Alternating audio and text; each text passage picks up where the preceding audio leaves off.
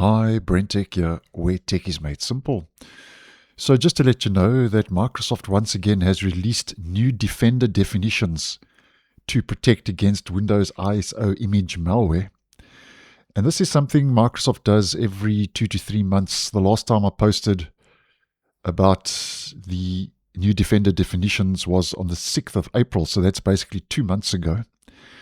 And this is because the first hours, as you may well know, of a newly installed Windows installation can leave the system vulnerable because of a Microsoft Defender protection gap.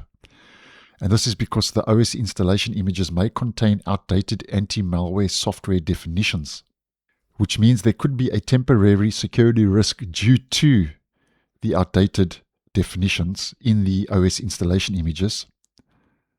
So if we head over to the recent update, Microsoft says that the feature supports the following OS installation images. So that's basically Windows across the board.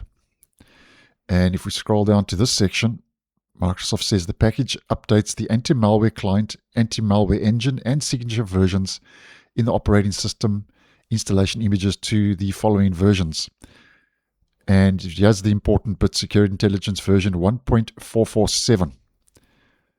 And version 1.447 was released early last month. So it's not the latest Signature Intelligence version, but at least it's better than a very outdated Signature Intelligence version.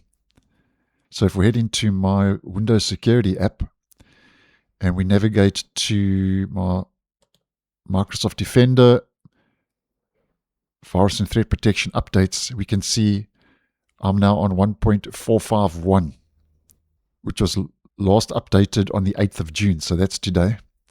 So if we head back to that intelligence version, it's 1.447, so not the latest, but at least it's not a very outdated version.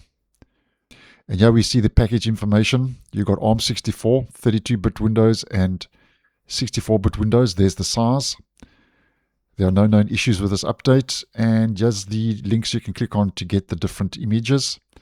And I'll leave this page in the description for easy access and reference if you are wanting to get your hands on the latest Defender definitions. And I like to post these videos because I do know quite a lot of you do some installations with ISO image files, so just to keep you guys in the loop. So thanks for watching, and I'll see you in the next one.